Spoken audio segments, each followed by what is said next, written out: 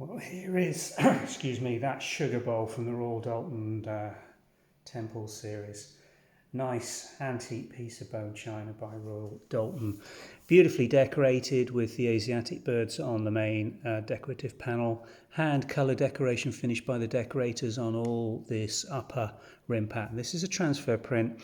This is a brown and white transfer print, which is then hand coloured. So each piece is quite individual. You can see where the colour's been applied within the blocks of the transfer print. Very little on that particular peony. Same sort of design on here, but they're all unique and resultant from that hand application, which makes this such a special piece of bone china. And then inside we've got 4 elements of transfer hand coloured pattern. And again, you can see the process very clearly on that basil unit where the transfer has been applied, but very little colour put in by the decorators on this particular piece. I think she must have been called to lunch or a tea break on that bottom one, because there should be a little bit more colour in there. Usually, I'm sure on most of these there will be. But again, it's a unique piece of bone china and a gorgeously conditioned thing.